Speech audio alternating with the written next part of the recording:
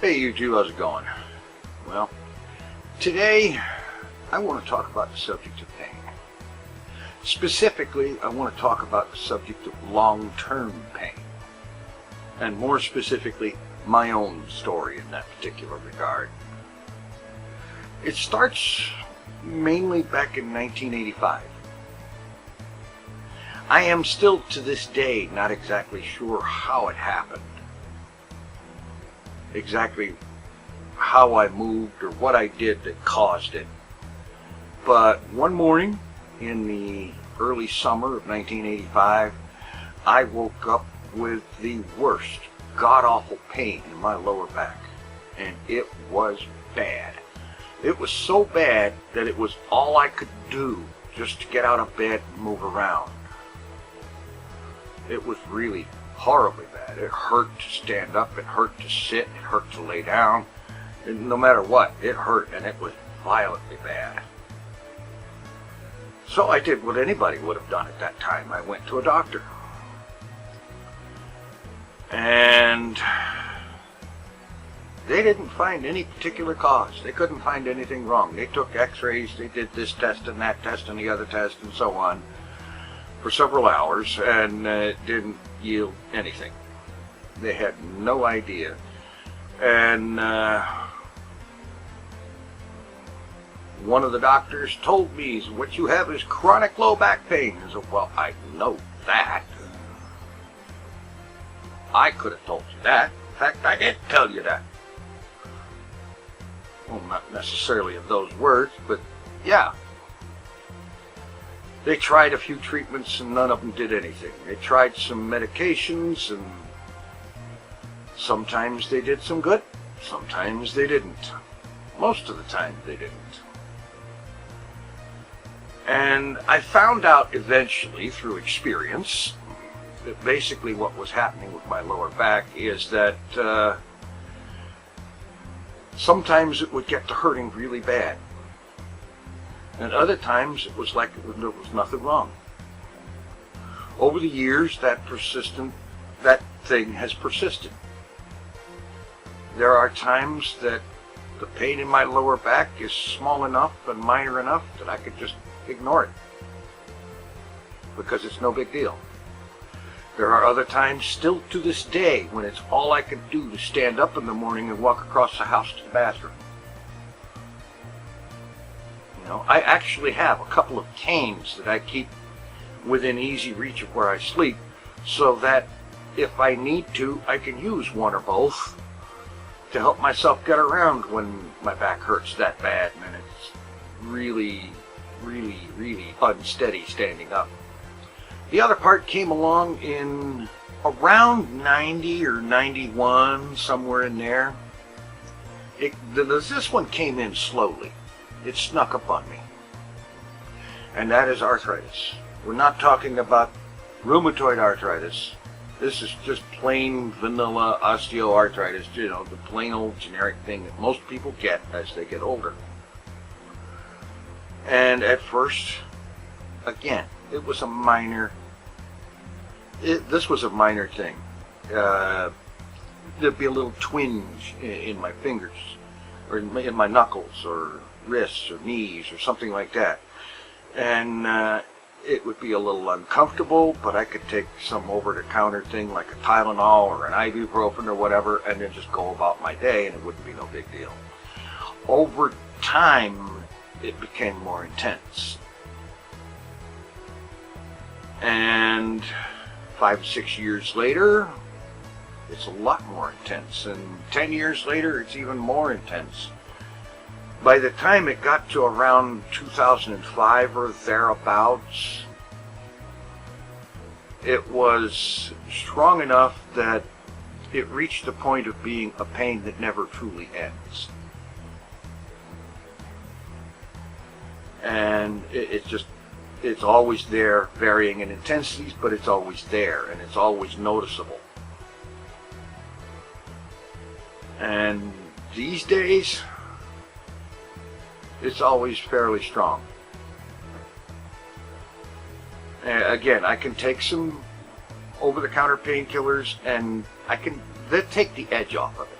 They'll take the worst of the edge off of it, but that's it. They can't make it go away. At least not anything over-the-counter is not. And things that are stronger than over-the-counter, well, that involves prescriptions and paying a lot more money for them and so on and so forth. And there are other problems with stronger painkillers that are better left untouched if you can possibly manage it. Then in 1999, in March, I was in a car accident. And my left arm was broken. This right here is the result of that. And because of the nature of the break, it never really fully healed. And it wasn't something that they could just set and put a cast on it or something. A year or so after that, I remember speaking to a, okay, I forget the fancy word for it at the moment, but the bone doctor. And this guy is known as one of the best guys in the state for this. I mean, he's got like a 3-month waiting list to get an appointment with him, that kind of thing. He's really good, and so on. And he looked it over. He was, like all doctors are, quite fascinated with this thing. You know, it's not something you see every day. Because it effectively gives me a second elbow, in a way. Because not only can my arm move this way normally, but I can also do that. Yeah. And before anybody asks, yes, it hurts. Always. This thing has hurt since the day it happened. In late March of 1999, and it has hurt ever since. Badly sometimes. I still, to this day, have occasionally times when this thing will hurt just as bad as the day it happened. And it feels like there's somebody out here, some big beefy person with a lot of muscular power and whatnot, yanking on it, trying to rip it out. Trying to rip my arm off is what it feels like. Yeah, lots of fun. Painkillers don't do much for that. Not very much. Again, they can take the edge off of it, but that's about it. And yeah, so that's a thing that never, ever, ever stops. Just like the lower back and just like the arthritis stuff and whatnot, it never stops. And barring some miraculous advances in medical technology, it never will. And you know, there's a thing about that, and you can Google this for yourself. Long-term pain can really mess you up because it can get to you psychologically. It can and does and will cause depression or aggravate existing depression. Because there's a thing. It's called serotonin. Serotonin is a neurotransmitter in the brain. It's a chemical that it contributes to you feeling good. You know, you sit back after your favorite holiday dinner or whatever, where you just sit and eating half a turkey or something like that, and you feel good, you're sleepy and tired, and you just it's feel good time all over. That's because there's a lot of serotonin flowing. Pain uses up the serotonin. Serotonin, when released into the brain, it causes you to feel better. It helps you ignore pain, for one thing, and so on. And when serotonin levels are low, it can't do that so well. And pain eats it up. And pain that never stops always eats it up. It's always eating at it.